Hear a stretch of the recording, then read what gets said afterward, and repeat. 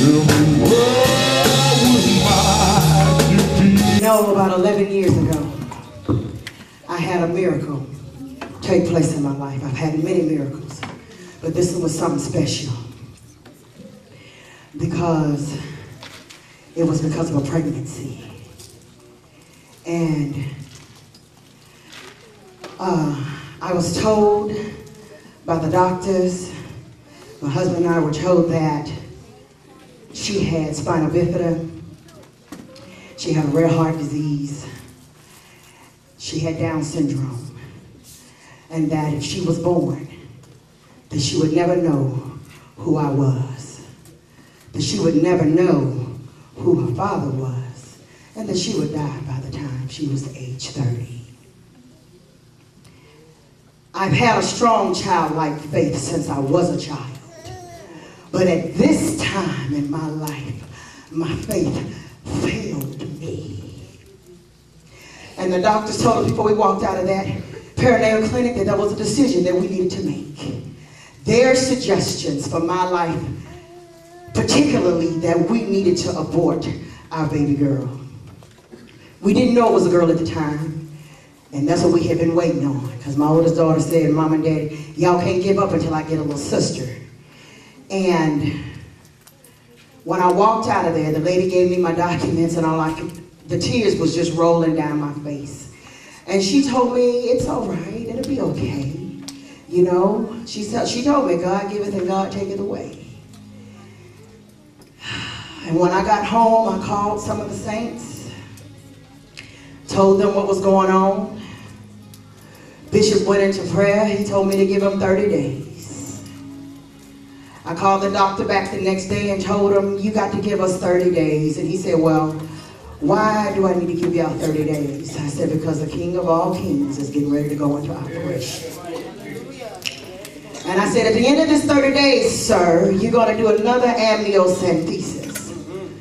And they said, well, we can't do that. It's not recommended because if we do it, if you decide to keep the child, then for sure she's going to die, or the infant will die. And it could really harm you. But we know the doctors of all doctors. Bishop went into prayer and fasting for 30 days. I remember telling Mama Christy, I can't do this by myself. Because I don't know the prayers to pray anymore. I don't have faith for me. And the mothers of the church told me, well, baby, that's what you got us for. We'll pray for you. And you will see God come through. My mother told me it's going to be all right, baby. How many times have we been here? And how many times have God forsaken you? And the answer was never. My best friends, they held my hand during that time. Because I could not pray for me. 30 days passed. 37 days went by.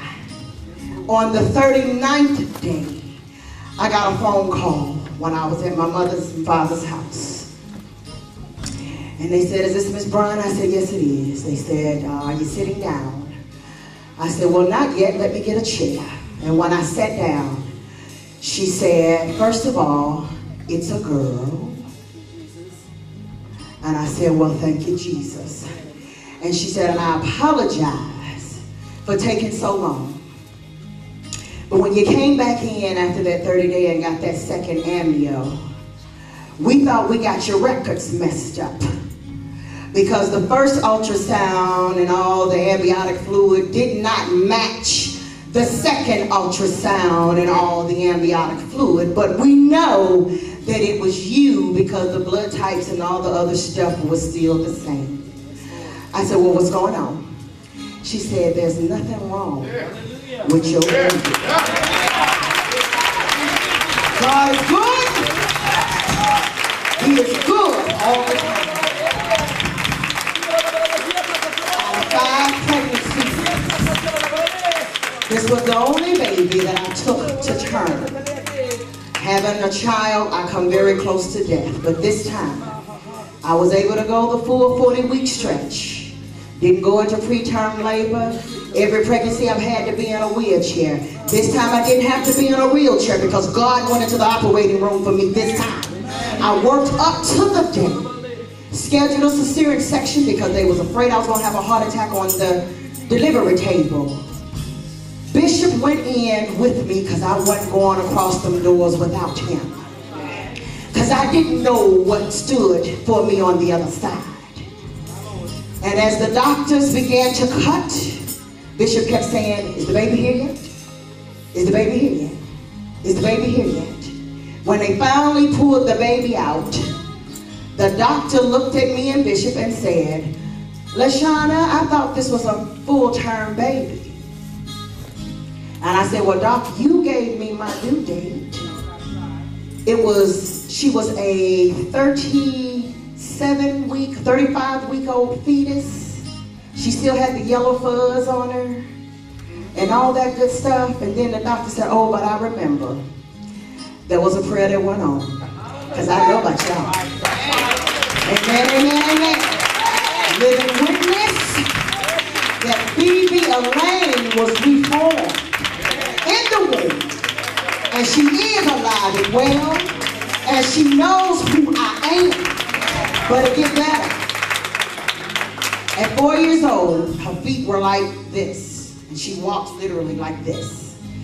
Had to take her to a specialist because they said they was going to have to break her legs. Well, they didn't have to break the legs. They said we're going to wait until she gets 8 to see if it corrects itself. It corrected itself slightly, but it was still there and made her really look kind of awkward with her walking. I think about a year ago, she, raised up in this ministry, decided to get in a prayer line for herself. When she heard for the first time about the testimony of her birth, she realized that everything the doctor said was wrong with her wasn't wrong, so she decided to try God for herself. And she got in this prayer line. I didn't know, Bishop didn't know what she was getting prayer for. And after she got prayed on, she started walking back and forth across this platform. And as she began to walk, we all began to look down at her feet and realize that that massive, whatever this is called, pigeon-toed, it was majorly, had straightened itself out. Not completely, enough for you to know that it was there, but also enough for you to know that she chose God for herself and chose to believe, and he healed her immediately on the spot. That's the God that we serve. That is the God that I shout